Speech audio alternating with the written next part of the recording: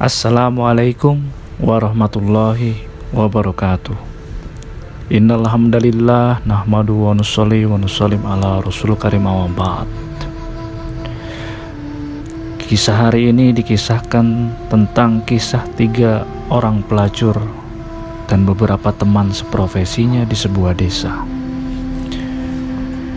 Diriwayatkan dari Sa'id bin Amir, ia berkata, telah bercerita kepada kami Abu Ja'far bahwasannya Luqman al-Habsyi adalah seorang budak milik seorang laki-laki. Pengarang kitab Al-Kasyaf menjelaskan dia adalah Luqman bin Baura, putra saudarinya Ayub alaihissalam. Hidupnya selama 1000 tahun sehingga sempat berjumpa dengan Nabi Daud alaihissalam dan belajar ilmu pengetahuan padanya. Ibnu Abbas radhiyallahu anhu berkata bahwa Luqman bukan nabi, juga bukan raja, namun penggembala berkulit hitam yang kemudian diberi karunia oleh Allah Subhanahu wa Ta'ala pengetahuan dan hikmah. Suatu ketika Luqman dibawa ke pasar untuk dijual. Kepada seorang laki-laki yang hendak membelinya, Luqman berkata,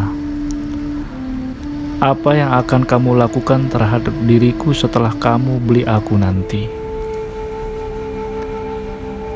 Maka orang itu pun menjawab, "Kamu akan kusuruh melakukan ini dan itu," jawab si calon pembeli. Maka Luqman berkata, "Aku mohon kepadamu agar mengurungkan niatmu untuk membeliku."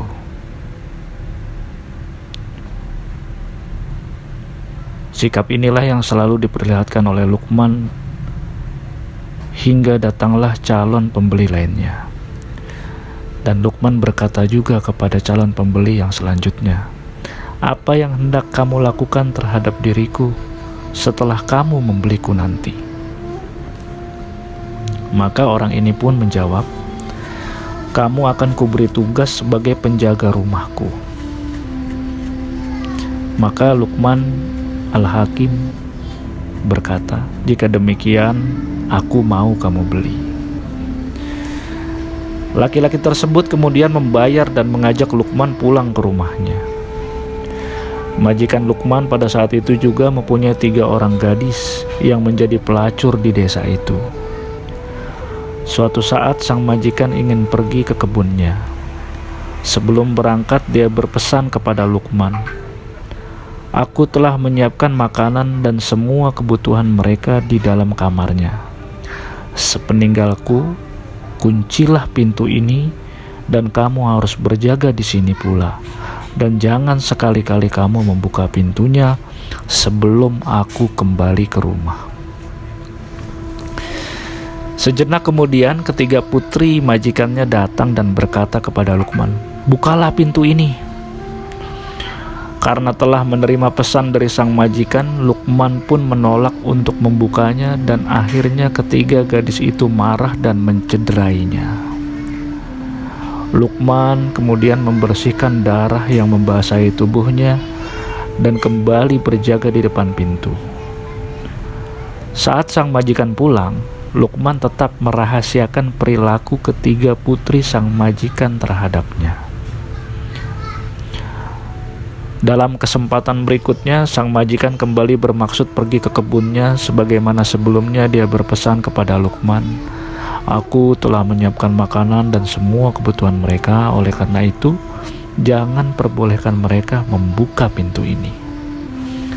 Demikianlah setelah ayahnya berlalu, ketiga putri majikannya itu pun bergegas menemui Luqman dan berkata kepadanya, "Bukalah pintu ini." Namun Luqman lagi dan lagi tidak bersedia membukakannya sebagaimana pesan dari majikannya. Akan tetapi ketika gadis tersebut kembali menyerang dan melukai Luqman yang tetap duduk di tempatnya, Luqman tetap membersihkan luka-lukanya dan tetap tenang duduk. Saat sang majikan telah pulang ke rumah, Luqman tidak berani menceritakan perihal perilaku ketiga putrinya. Melihat keteguhan hati Luqman, putri tertua majikannya kemudian berkata, "Mengapa budak Habsyi ini lebih mengutamakan taat kepada Allah Subhanahu wa Ta'ala ketimbang aku? Demi Allah, aku akan bertobat." Dan putri sulung majikan Luqman itu pun bertobat kepada Allah Subhanahu wa Ta'ala. Si bungsu pun berkata, "Mengapa budak Habsyi dan kakak sulungku ini lebih mengutamakan taat kepada Allah Subhanahu wa Ta'ala? Demi Allah, aku akan bertobat." Demikianlah si bungsu akhirnya mengikuti jejak kakak sulungnya dengan bertobat kepada Allah. Setelah mengetahui bahwa kakak maupun adiknya telah bertobat, anak kedua majikan Luqman lalu berkata, "Mengapa dua orang saudariku dan budak Habsyi ini lebih mengutamakan taat kepada Allah ketimbang aku? Demi Allah, aku akan bertobat juga." Akhirnya dia pun bertobat. Setelah ketiga putri majikan yang berprofesi sebagai wanita penghibur itu bertobat, maka teman-teman sesama profesinya di desanya berkata, "Mengapa budak Habsyi dan ketiga gadis si fulan itu lebih mengutamakan taat kepada Allah ketimbang kami?" Hal tersebut pun mendorong mereka untuk bertobat sebagaimana ketiga rekannya, sehingga jadilah mereka sebagai orang-orang yang ahli beribadah di desa itu seluruhnya. Alhamdulillah, hadirin yang dimuliakan Allah Subhanahu wa Ta'ala, telah kita dengar satu kisah tentang bagaimana Luqman Al-Hakim yang sangat amanah bekerja kepada tuan majikannya dan taat kepada Allah Subhanahu wa Ta'ala. Karena kesabaran dari Luqman Al-Hakim ini mampu memberikan hidayah kepada majikannya dan anak majikannya serta seluruh orang kampungnya untuk berubah dan bertobat kepada Allah Subhanahu wa Ta'ala. Maka hadirin yang dimuliakan oleh Allah Subhanahu wa Ta'ala, kita patut bersyukur kepada Allah